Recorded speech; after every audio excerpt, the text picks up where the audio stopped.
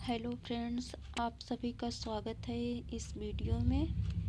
जैसा कि आप लोग देख रहे हैं कि इस वीडियो में हम पढ़ने वाले हैं दृष्टि की क्विक बुक भारतीय इतिहास एवं राष्ट्रीय आंदोलन।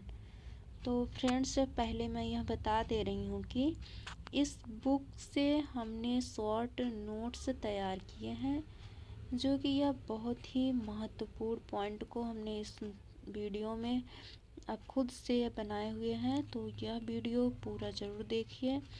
अगर आपको सफलता पाना है तो एक किताब से उसमें पॉइंट को खुद से नोट्स बनाइए और उसको पढ़िए, वो ज़्यादा सही रहता है। और अगर हम किसी गाइड से और किसी उस तरह से बुक को हम पूरा पढ़ते हुए चले जा रहे हैं तो कुछ भी समझ में नहीं आता। हम कह रहे हैं गाइड से भी पढ़िए, लेकिन उसको हम एक स्मार्ट तरीके से नोट्स बना के पढ़ते हैं।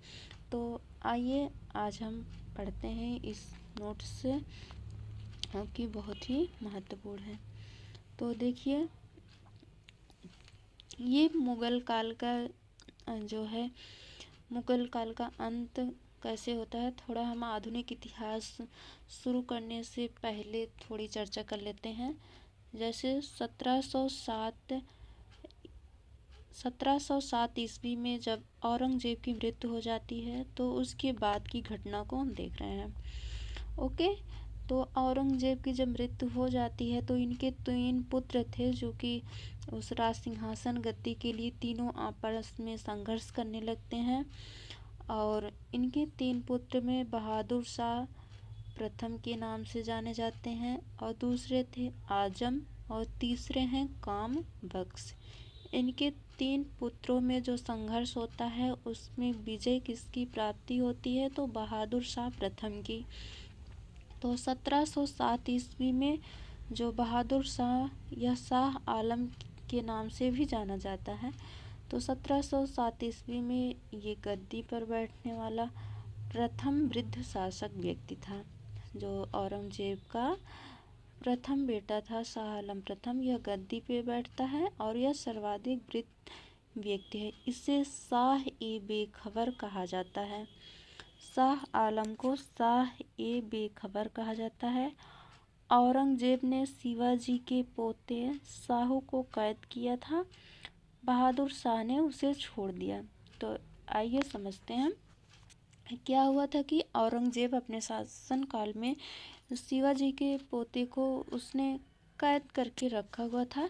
तो जब इनका पुत्र शाह आलम, जिसे बहादुर शाह भी कहते हैं, जब ये गद्दी पे बैठते हैं तो उनके पुत्र को, शिवाजी के पोते को, इन्होंने छोड़ देते हैं।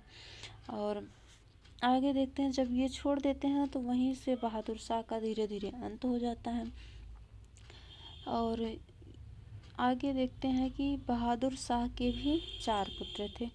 बहादुर शाह के 4 पुत्र थे। जब बहादुर शाह का अंत हो जाता है तो इनके पुत्र जहादर शाह गद्दी पर बैठते हैं।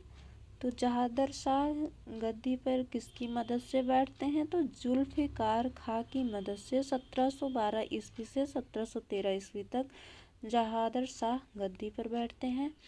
जहादर शाह के शासनकाल में जजिया कर समाप्त कर दिया गया है, मगर 1 साल बाद ही जहादर शाह को गद्दी से हटा दिया गया। अब क्या होता है कि जहादर शाह को भी 1 साल के बाद ही हटा दिया जाता है और जहादर शाह को लंपट मूर्ख कहा जाता है।